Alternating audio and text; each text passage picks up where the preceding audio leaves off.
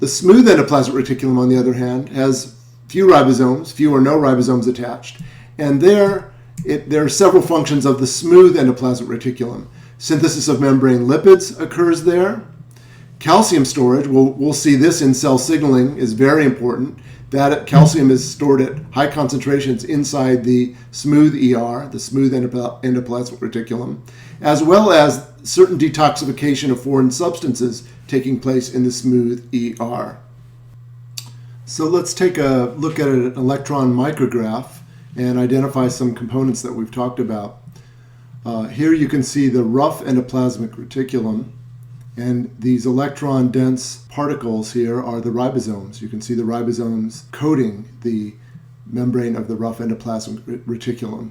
And those ribosomes, as they manufacture proteins, will shunt those proteins into the lumen, or the inside of the rough ER, where they will then be processed and bud off as vesicles and be trafficked to other parts of the cell. The smooth endoplasmic reticulum, on the other hand, you can see has few or no ribosomes on its membrane surface. Both the rough ER and the smooth ER are parts of the endomembrane system, and they both form networks of canals through the cell. These look broken up here because we're only observing them in very thin sections. Here is a mitochondrion. Several mitochondria are represented in this micrograph. And you can see the scale bar here is 80 nanometers. So we're looking at very, very small structures inside the cell, and that's the power of electron microscopy. This is transmission electron microscopy. So continuing with the endomembrane system, in summary, we have usually very near the nucleus the rough endoplasmic reticulum with ribosomes, and the smooth ER is often contiguous with that rough ER. And here's a false colored electron micrograph showing these two components, rough ER and smooth ER. Now, the Golgi apparatus is yet another component of the endomembrane system, and the Golgi is a system of flattened stacks, and the membranes of the flattened stacks are interconnected. And in the Golgi, modifications of proteins occur. So when those modifications occur in the Golgi, they bud off from the Golgi as membrane-bound vesicles. And inside the lumen of those vesicles, inside the vesicles, are contents that are going to be distributed to different parts of the cell. So think of the Golgi apparatus as kind of a warehouse where, a trafficking warehouse, like a FedEx warehouse, where molecules are modified and targeted for distribution to other parts of the cell by budding off as vesicles and being transported to other parts of the cell. Also in the Golgi, cell wall components for plants are synthesized. Now let's take a look at this schematically speaking. Here is the Golgi in our diagram of the cell, and we say that the cis face is the face of the Golgi that faces the nucleus, whereas the trans face would face the plasma membrane. And trafficking or processing of proteins, I should say, proceeds from the cis face to the trans face. So we'll look at that in just a second over here, but here's an electron micrograph of a Golgi apparatus, and you can see that it's in this false color image, you can see that the membrane stacks of the Golgi are extremely flattened and close together and juxtaposed, and they are actually connected. These membranes are actually connected. At the edges, you can see that vesicles will bud off from the Golgi, and those vesicles contain processed molecules that were processed in the Golgi. And these vesicles will be targeted to different subcellular components where they will deliver their contents. So we can look at that schematically over here. Here's the nucleus, rough ER, smooth ER, and in the rough ER, for example, newly synthesized proteins that are destined for export bud off from the rough ER as vesicles, and those vesicles often have protein coats on them that mark them for particular destinations. And those vesicles diffuse to the cis face of the Golgi apparatus, where they fuse, membrane of the vesicle and the Golgi fuse, and the contents then that were in the lumen of the vesicle are now dumped into the lumen of the Golgi. And numerous processing enzymes, for example, enzymes that stick sugar groups on proteins, that glycosylate certain proteins, occur in the lumen. And the proteins are basically processed in a series of steps that, as they move through the Golgi to the transphase, where eventually they will bud off in vesicles, in this case a secretory vesicle, that will deliver a secreted protein to the plasma membrane. Fusion of the secretory vesicle lipid bilayer with the plasma membrane lipid bilayer will result in exocytosis, essentially, the dumping of the contents of the secretory vesicle into the extracellular fluid.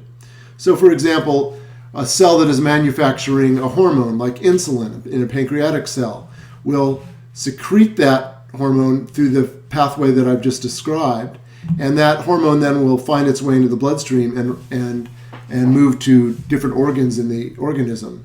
So the secretory system involves the rough endoplasmic reticulum, transport vesicles, Golgi, secretory vesicles, and then finally fusion with the plasma membrane. Lysosomes are another component of the endomembrane system, and they are membrane bound, and they contain lots of digestive enzymes that will degrade macromolecules so that the individual monomers of the macromolecules can find their way into pools and be reused in the synthesis of polymers. So that lysosomes primarily break down macromolecules in the cell. They also, a second function of lysosomes, are to destroy cells or foreign matter that makes its way into the cell by phagocytosis. Phago means eat, cytosis implies engulfing. So foreign substances that are brought into the cell by phagocytosis can be destroyed in the lysosomes, and there are many degradatory enzymes in the lysosomes. So, for example, here we have phagocytosis. Substances are brought into the cell by pinching off of the plasma membrane into a food vesicle, which can then be fused with a lysosome where digestion takes place. Or an old or damaged organelle like a mitochondria can actually be, the components can be ingested by a lysosome where the components are broken down to be reused later. Microbodies are other membrane-bound components in the cell that can serve as transport vesicles. They contain enzymes that can be targeted for particular destinations, but for some, we don't count microbodies as part of the endomembrane system, even though they look like other parts of the endomembrane system. Now, in plants, glyoxysomes are, in a way, a type of microbody, and they contain enzymes that convert fats to carbohydrates. So you can view microbodies as little compartments in the cell that perform particular functions based on the enzymes that they contain. In the case of glyoxysomes, the enzymes convert fats to carbohydrates in plants. So that's part of their biochemistry. And peroxisomes contain enzymes that are oxidative. And those peroxisomes are also involved in the degradation of cellular components. But in the process, they generate a molecule called hydrogen peroxide. I think you're probably all familiar with H2O2. And H2O2, hydrogen peroxide, is highly reactive. It would be termed, it belongs to a class of molecules that we call reactive oxygen species. So it's a reactive oxygen species, or ROS. And because of that, it's highly reactive because of those two oxygens. It can actually oxidize other macromolecules in the cell. This is a small molecule, it's not a macromolecule, but it can oxidize macromolecules and so damage them. DNA, other proteins can be damaged by H2O2. So this is toxic. So H2O2 is toxic to the cell. And peroxisomes, which generate H2O2 in the process of degrading certain components of the cell, H2O2 is generated by those enzymes. And the peroxisomes are chock full of an enzyme called catalase. And catalase will convert H2O2 to water. So catalase is one of the key enzymes that detoxifies hydrogen peroxide in the cell, and it does so in the peroxisome. Now, vacuoles are in plant cells. We've talked about vacuoles. They are membrane bound structures, and they're the central vacuole in plant cells we've talked about. And some protists also have vacuoles that are involved in food digestion. In addition, vacuoles can be used for storage. Now let's move on to mitochondria, the energy factories of the cell. They're present in all types of eukaryotic cells. Prokaryotes do not have mitochondria. If you look at mitochondria, they are about the size of bacterial cells, so there's no way that a bacterial cell, a prokaryote, could actually contain mitochondria.